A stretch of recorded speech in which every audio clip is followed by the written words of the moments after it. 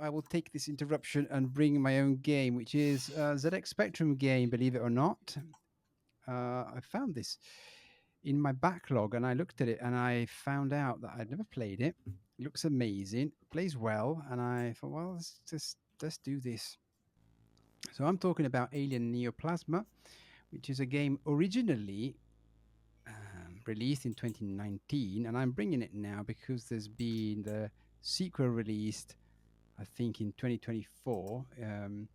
And so I might bring that the next time. So it's sort of connected. I thought I'd bring it both. Not today because I haven't played the second, but only the third. But only the first. So this originally cost $3. It's now name your own price on each. The 2019 version. The sequel is now $8, and it's not on. Oh no, it's on each as well. Yes, right. And it's from the Sanchez Cruise, not Cruise. I wish I were on a cruise.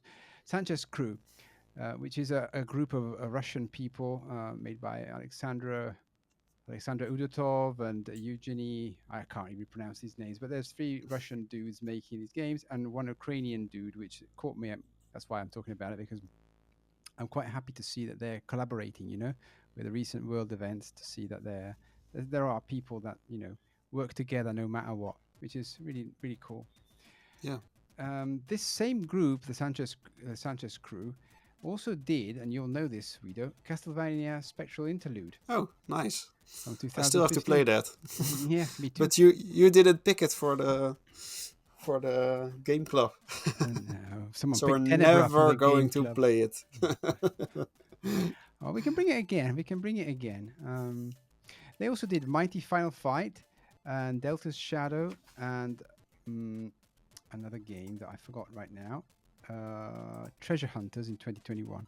That was it.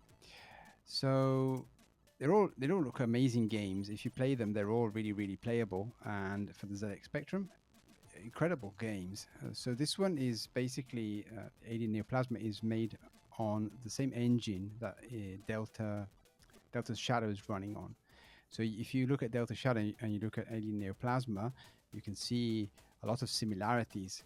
But obviously, I didn't know this when I played it immediately. I knew afterwards when I did a bit of research. So it makes sense. But this was developed because of this. It was developed in 2 weeks for a competition. It was the ZX Dev MIA competition. They won it. And to no surprise, actually, because it's a very incredible game for the ZX Spectrum. It looks really not ZX Spectrum like. Yeah, it looks different, doesn't it? Oh wait, I see that there is the color clash. Wait a minute. I'm looking just at thinking. the video for the next. That's the next version. Yeah. Yes, Okay. so they did the 2 versions: Spectrum Next and the Spectrum 128K. But still, the ZX Spectrum version still looks very detailed for a ZX Spectrum game. Yeah, and it plays really well. Anyways, what sort of game is this? It's a flip screen, scrolling flip screen, if that makes sense. So you arrive at the edge of the screen and then everything freezes and it scrolls over and then it continues. I call it flip screens, scrolling. Like Zelda. Yes. I think so. The original Zelda did that too. The poor non-powerful machines had to cope. But then people made engines that are, that scroll all the way. So there are ways to make these things happen. But anyways, it doesn't really affect the gameplay as much as I thought it would. So it's platformer and exploration, I would say, as well. So I don't know if I can call it a gated exploration exactly. It's not like you get power-ups or stuff that unlocks. But you need to find some terminals and open certain doors, basically, is the sort of gated exploration I'm referring to here. So, yeah, you still have to explore a world and sort of like a key card system, maybe. I don't know. It's stretching the imagination of a gated exploration, but yes, you have to explore. There's a gate, so you have to explore. So I guess yes. maybe there's weapons or something. The most literal. Yes, you have some weapons. I'll get to that in a second. So I was gonna say what's a story before because I like a good story. So in this case, you are. It's not the actual alien story here told, but it's like their version. I think they wrote of an alien story, and you are like from the movie Aliens, right? Yeah. Yeah, the aliens are the same, the face huggers are the same, but the story is slightly different, and the protagonist is not Sigourney Weaver; it's some other I think woman. Ripley. This is Ashley Okay. Smith. Ripley, that's right. Yeah, you're right.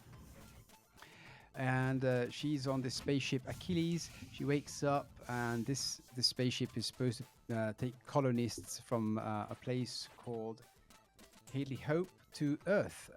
But she wakes up and everything's gone bad. Everyone's dead, and it's all infested with aliens. So the aim of this is to understand what's happened and then survive and defeat all the aliens.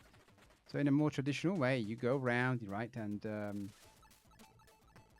you shoot aliens, and you go through corridors, and as you do that, you kind of, encounter these terminals, and you can unlock slowly the story by reading these terminals. And it's quite interesting what they did here in terms of storytelling. When you go on the terminal, I think I understand because I read it several times. It's yourself interacting with the terminal. So you'll get, for example, a line of text from the terminal, and then a line of text from yourself, and then the reply from the terminal, and it's a dialogue. Okay. But it all happens it just happens continuously. It just keeps going. The writing appears, and it's not that you have to press anything to respond. It's just a block of text. But I think it's the dialogue between yourself and this terminal. And there are some weird things happening. I'm not sure I want to spoil the plot in any way. Is it that important? No, but I mean, it's a big part of the game. It's nice. I like a story, so if you don't know the story, it's better, isn't it? It just unfolds as you go along. Okay. Right, so the first thing that I encountered, I wanted to play this on my Mister immediately because I thought, I like the Mister now, and it's very, very handy. It's there. I just switch it on, and it's just perfect. It just works, and you go. And I use the Albatross as well with one button, and that was a bit of a problem because this game has like different controls. So it has, you have to shoot, you have to jump, then you have a grenade as well. So these three controls don't really map on a one button joystick. And then you obviously go up as well, so you can go up ladders. And so I had to abandon basically the joystick and do a mixture of joystick and keyboard, which it was a long time since I used a keyboard, but it did remind me of actually the real Spectrum in terms of, back in the old days when I didn't have a joystick or a Kempston interface, or, I just had to use the keyboard. So I was back to that, and I can tell by the age, I was at a certain point I was getting confused between jumping and pressing the grenades, and so many times I threw the grenades on myself and died because I forgot what key was which. So yes, the game basically revolves around you basically exploring this spaceship and killing these enemies. Now, naturally, the enemies are not the only thing that hinder your path. So you've got like environmental hazards. So you've got some sort of big cogs or fans, I don't know what you want to call them, on the floor in some areas, which keep let's say grinding or fanning around. I don't know. And if you land on them, you die. And if the enemies land on them, they also die. So you can also, good. You can use these environmental hazards to your advantage. There are also like spurts of gas coming out of tubes that if you're underneath them, it will hit you and it will remove some of your energy. And you have to make your way and understand, let's say, the story throughout and how it evolves, really. So let's talk about the weapons. When you start off, you kind of don't have any weapons, and you have to reach some place where there are some weapons. and it's a weapon. I want a weapon locker, I guess. You find many of them around the levels. It's just one giant map actually, so it's not really levels. But so you find these weapon lockers around everywhere, and you have to reach them, and you need them everywhere because you have a limited ammo. Okay. So you have about 100 bullets and 10 grenades when you're fully stocked. Then you go around and you shoot enemies. So you always have to be a bit careful not to run out of these of bullets and grenades. Otherwise, you're a bit screwed, really. Are these enemies respawning, or? So the enemies don't respawn as such, which is great. But let's say I forgive them because sometimes there are. I don't know if they're respawns. They are respawns, but it's very bizarre. I really wasn't able to put my finger on the fact they were respawning every time, because I went back and forth a couple of times to see some face huggers fall down from a vent, and they did so for 3 or 4 times. I thought, respawns, and then the 5th time they didn't come down anymore. So I really don't know. Maybe yes, maybe no. However, yeah. It's a tricky one. I don't know if they did a good job concealing the fact that there's respawns or not. But anyways, if you think about it, it's just a complete hive of these things. So I'm guessing, okay, respawns, I don't like them, but you don't really linger too long in an area. So you go through it, and you can backtrack, because sometimes I was in a bit of a position where I didn't have any ammo. Thank you. I was looking for that word. Any ammo left, and I didn't know where to find the next weapon locker. So I had to backtrack all the way back and to find it. But I didn't find the big xenomorphs. There was a couple of face huggers still, but and it wasn't the same amount of when I went, say, for the first time. How do you avoid those face huggers if you don't have weapons? Well, the face huggers, you're kind of you're screwed. Like if you find one, you can probably shake it off. So you press left and right until you shake it off. And then if you're lucky and you're next to one of these environmental hazards, you can get rid of them. You don't find them until you get, the weapons. So it's only if you run out, really, is the problem, which you have to be a bit careful about. Okay. Yes. So have you seen the end of this game? No, I haven't seen the end myself. I know there's 2 endings of it. So it's a good ending and a bad ending. But I didn't go through with it completely. Is it a tough game, or? It is quite difficult. So believe it or not, the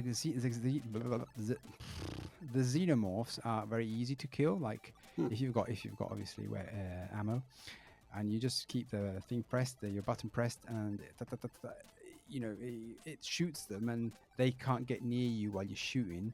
In fact, they move slightly backwards a little bit as you're shooting them. Okay. Which gives you a great sense of satisfaction, which this game does a great job of in all aspects, I think. So you shoot them, they go backwards, but and they're slow, the xenomorphs. They're not as fast as the face huggers that drop everywhere. And the face huggers jump, and they come after you, and there's 2 or 3, and they outrun you as well because they're fast. So you have to be really ready to on your button to kill them, these things. Also the explosions I call them, but when you shoot them, they all blow up into pieces, which is lovely. Also, if they fall on one of these cogs on the floor, they also grind up and they shoot up in all pieces as well, which is very well done. I think. That's cool for the ZX Spectrum. Yeah.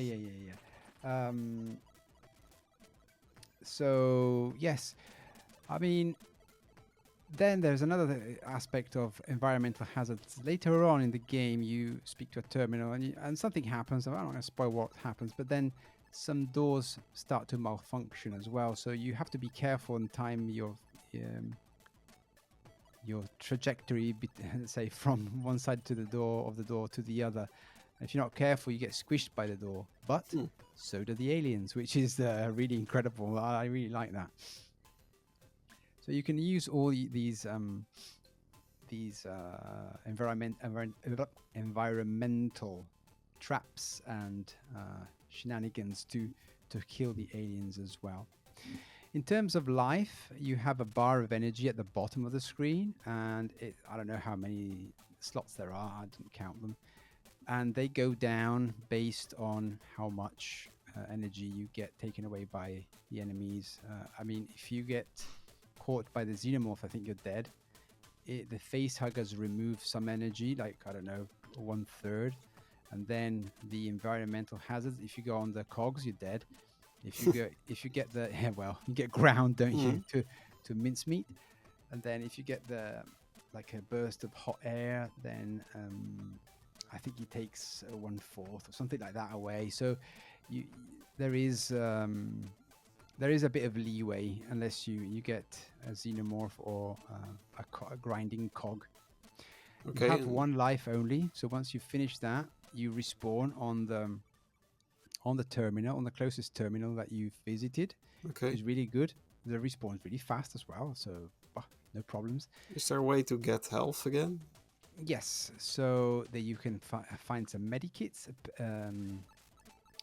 hanging from the wall, and as you move forward and they start flickering and making a noise, so you see they're there. It's really well done. That also the weapon locker does the same, and then you push up and you get your full energy, or if you go on a weapon locker, you get all your full ammo again as many times as you want. The only thing I wanted to do at a certain point was redefine my keys, but I couldn't die because you can't. Doesn't seem to ever do game over. I was looking if there was a key to exit and to go back and redefine my keys, but I couldn't find it. So maybe I missed that. I don't know, but I had to turn it off and back on in order to redefine my keys to play on the keyboard. Oh, well, it says on the itch page, it says control keyboard or Sega Mega Drive gamepad. Yeah. Well, so, I did keyboard, yeah. Yeah, I guess if you, I see that you have like 4 action buttons in combination with directions. Right. So doesn't the Mega Drive have only 3 buttons? Maybe they also use the mode button on top or something. Yeah, I don't know. Yeah. I don't know either. Oh, right. So what to say about this game? It looks wonderful, and the animations are absolutely beautiful. So like they've done a load of work here in terms of animation. I mean, probably I know it's only 2 weeks, and they had the How Delta. did they do this in 2 weeks? Oh, they used the engine, didn't they? So I think the first engine, the Delta's Shadows engine, was already ready with all these abilities to create states like when you're still, it does a little animation. When you crouch, you can also crouch here, besides going up and down the stairs. It does another animation. Also, when you're firing the weapon, it moves half the torso up and down. It's really subtle, but really clever details that make this title really pop, I think. I really like it. And the face huggers are done really well. Like you really do get a sense of tension in this game, and when you see them fall down from the wall, it gives you those heebie-jeebies and like, oh no, I need to run away. Oh, that's exactly the movie. So yes. And also the xenomorph, it's behind a wall sometimes, and you think, I gotta go, but I don't remember now if what happened once or twice. I think the door opened and it came out and I was like, oh my god, you're really scrambling. Yeah, but again, do have a look at it. The graphics are really incredible as well. Like, it seems like they've used a mixture of like high resolution sort of in some places, like in the background, or in the walls, let's say in the section walls where you're not really supposed to go, they're blue, and they have all these little intricate patterns. I don't know how they've done that in the Spectrum. And then at the top, they've got the heavy pixel graphics, which are more usual, let's say, for the Spectrum.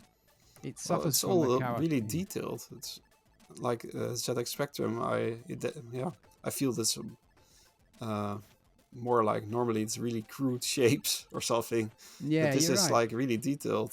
It's still monochromish. Yeah. But it's still there's like really refined pixel art. So yeah, looks great. Yeah. Also, the HUD's very nice. I like also that as you progress in the levels, We've seen this in other games as well, but it's always worth noting that the environments change as you go further towards your goal. It becomes more biological and less tech, because you're probably reaching the hive, so you can start finding more things. And then you need to reach, I think, the reactor of the ship. So as you reach the reactor of the ship, all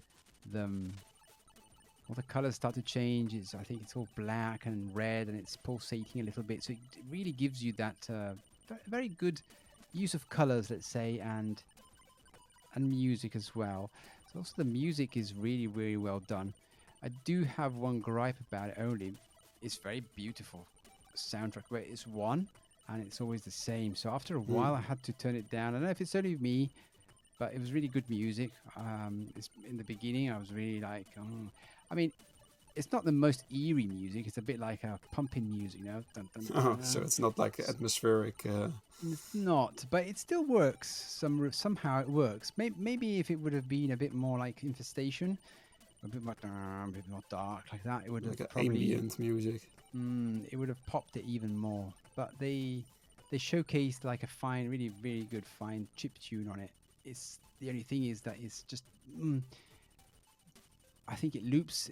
If you're not a very good player, like me, it takes a long time maybe to finish these levels. This one level can get annoying, and so I had to turn it down.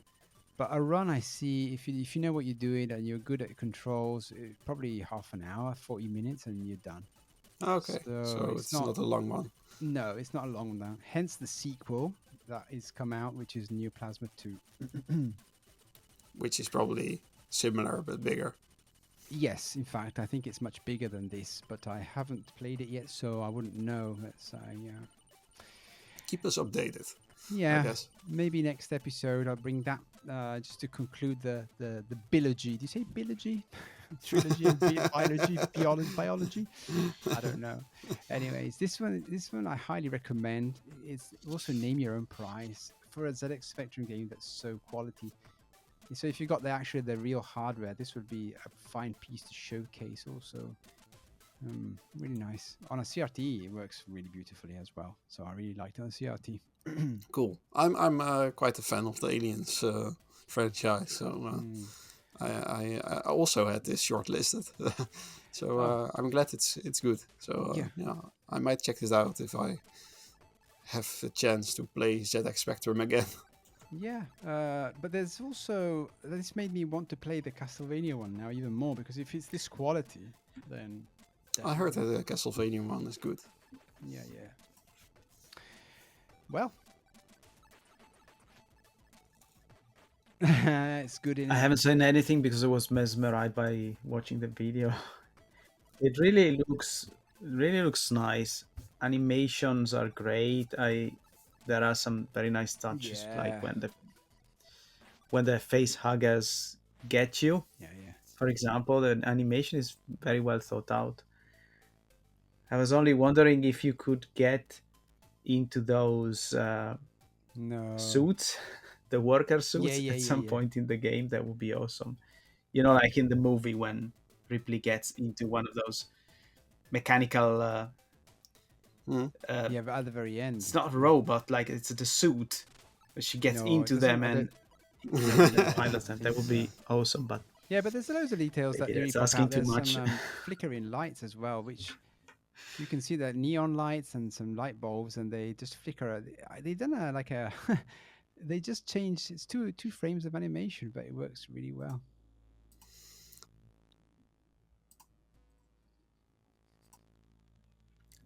I think another thing that's really, really well done is the general atmosphere, because it does look like creepy and oppressive.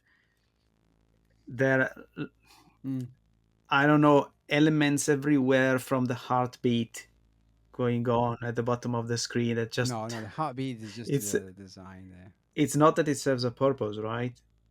But yeah, but it kind of build the atmosphere up a little bit. It builds the tension because oh my god, looking at it creates some extra tension, at least to me. or all these environmental elements like those what Fans. what is the name, Okay. the air Fans.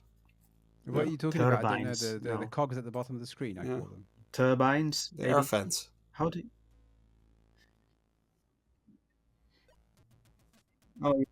cogs? I thought they were just Yeah, air. I call them cogs up to now, but maybe No, they're I mean those know. spinning sorry, Yeah. cogs. Okay, fans maybe, fans. Okay, I noticed that in some levels, you there are some like laid out horizontally as platforms, and you Yes, die you're right. if you fall into them, I Yeah, but suppose. But then you they can as soon turn as them off they with a you don't grenade destroy them, you and don't then stop walk on them them. permanently. They restart after a couple of seconds. Yeah. Yes, true Yeah, story. Yeah. yeah, but you have some time to walk on them. I mean, that's very, Yeah, but for example, also when you're very walking down the small but stairs, you can nice throw the bombs, additions, and the in my animation is opinion. different. So it's really, I think it's very, very polished. Yeah, stairs, ladder. Okay. Yeah. Okay. You mean when you go down a ladder? Anyway, Yeah. check it out. Anyways. It's free again, or name your own price. So if you like it, well, maybe just buy the sequel if you like it. Yeah, the I guess. sequel is $8 to the dollars. I'll talk about it. It's a bit of a different story, I think, there, but well, I'll try and have a look when I can bring it. Cool. Let's continue on with the news, I guess. Yes.